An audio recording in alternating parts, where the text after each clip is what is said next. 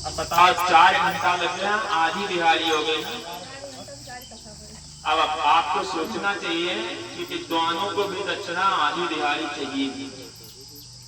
आप भी व्रत करें और भगवान का सत्यदेव स्वामी का कथा श्रवण करें, और जो सुपारी से आप जो है पुलावती करवाते हैं उसको एक नारियल से पुलावती करवाएं।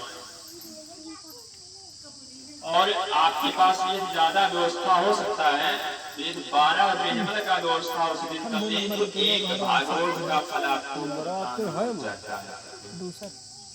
क्योंकि भागवत में लिखा हुआ श्रीमद् भागवत पुराण ज्ञान यज्ञ, इन ज्ञान यज्ञ के समान होता है। 33 कोटि देवी देवताओं का विधि बनना चाहिए। और इतने पाठ हैं, बहुत ज्यादा पाठ है। भागवत में 18,000 श्लोक हैं, 18,000 मंत्र। आप बताइए, ये पंडित जी अकेले कथा कहेंगे या पाठ बांट के श्लोक बांटेंगे, क्या करेंगे, क्या पूजा करवाएंगे? अकेले पंडित क्या कर पाएगा?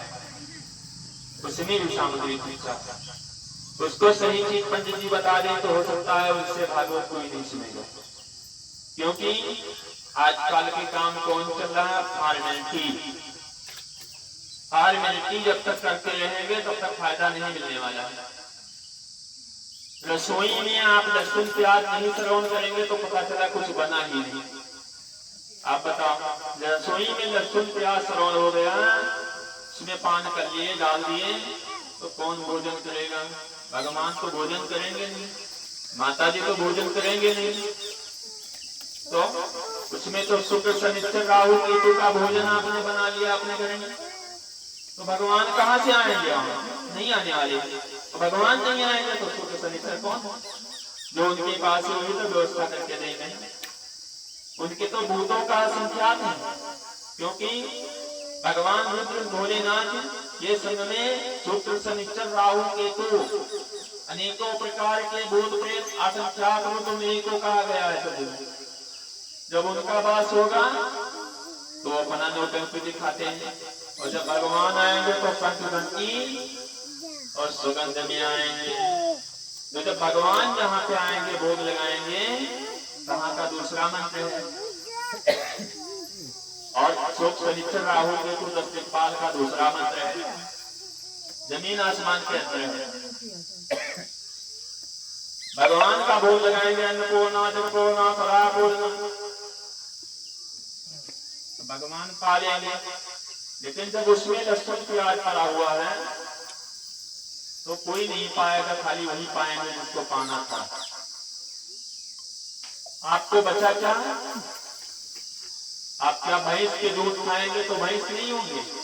गौ के दूध खाएंगे तो गौ के 5 रत्न हैं, 5 काम आते हैं।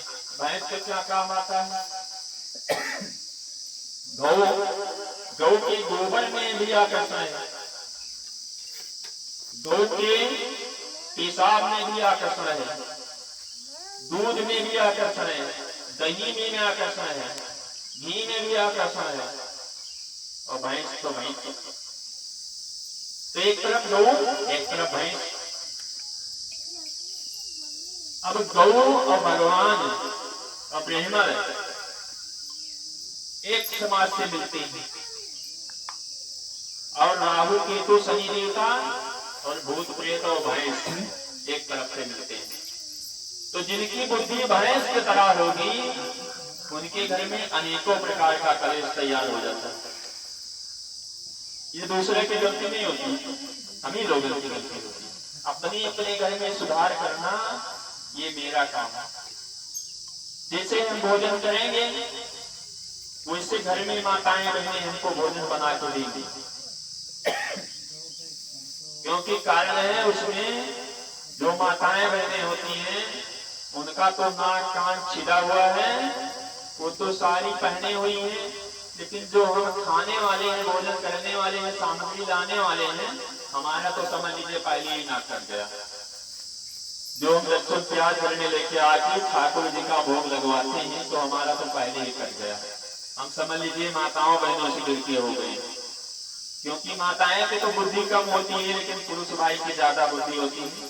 वो भी इस कलयुग में भैंस की तरह बुद्धि बना लेते हैं।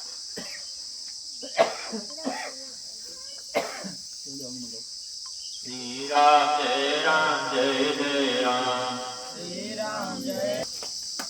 श्री राम जय राम जय जय राम, श्री राम जय जय राम, श्री राम जय राम